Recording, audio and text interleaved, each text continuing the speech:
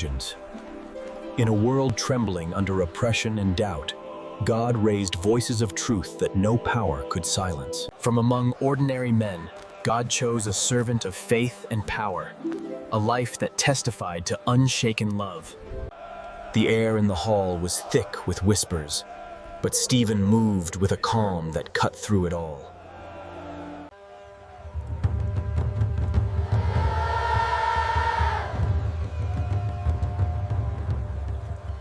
He walked among the widows and the poor, his hands open, his voice steady as a lighthouse in a storm.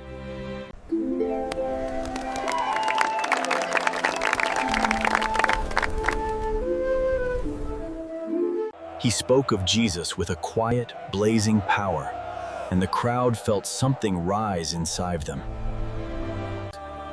A piercing truth that warmed and unsettled at the same time. He healed in Jesus' name and preached with a tenderness that softened the hard edges of life. Word spread, people gathered, hungry for a message that felt like light in the darkness.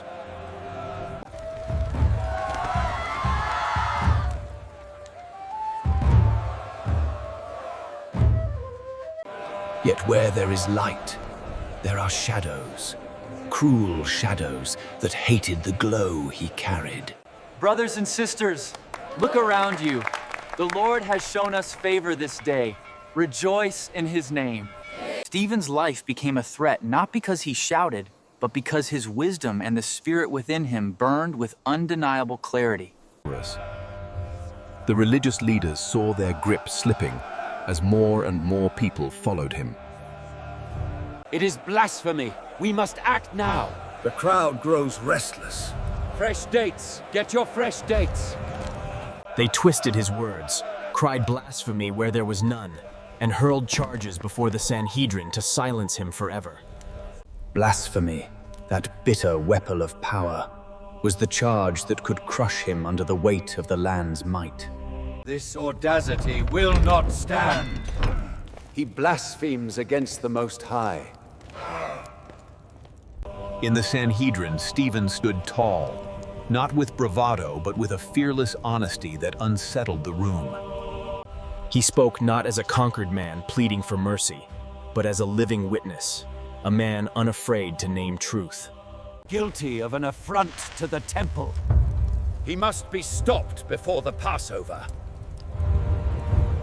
He traced the history of his people, pointing to their ancestors who rejected God's messengers time and again. Then, stone by stone, reminded them that they too had rejected and murdered Jesus, the promised Messiah. He defiles the temple! He must die! The crowd burned with rage. Fury crawled over their faces, jaws clenched. Stephen's challenge to the Sanhedrin was blunt and dangerous. He spoke with a wisdom and spirit-led audacity that threatened the foundations of their power. Yet even as the shadows lengthened, he stood unwavering, his face shining like an angel before them. He refused to dress his testimony to please them. He spoke truth as it was, knowing it might cost him everything. They saw in him a man who would not bow, and they branded his boldness as blasphemy.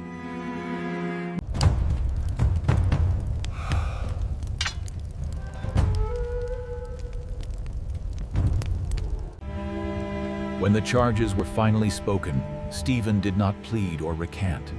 He stood in extraordinary truth. He blasphemes against Moses. He speaks against the holy place and the law.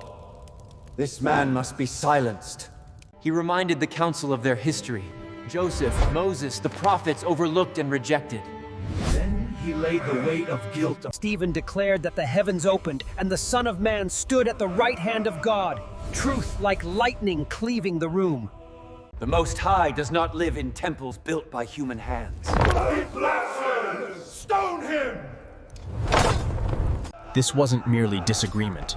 It was a rupture of authority, a sanctuary of lies burned by the fire of truth.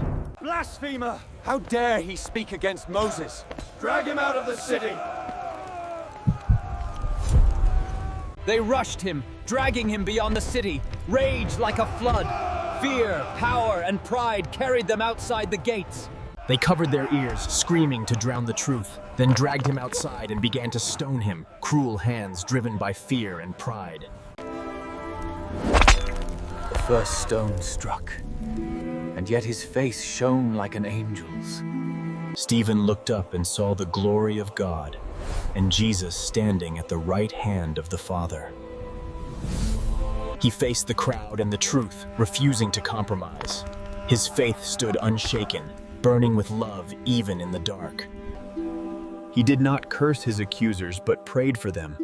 Lord, do not hold this sin against them. And with that prayer, he fell asleep, not in defeat, but in peace, his spirit carried into eternal glory. And as the morning broke, Stephen slept, the first martyr of the new way. Grant him eternal rest, O Lord. Those who watched were struck silent, a holy fear resting upon them. They had seen love stronger than death. Faith for Stephen was more than creed. It became life poured out. A light carried on by all who witnessed his courage.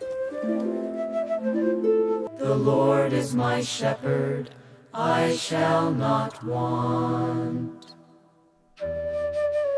His faith became a seed, planted in hearts, watered by tears, and destined to bloom in courage for generations.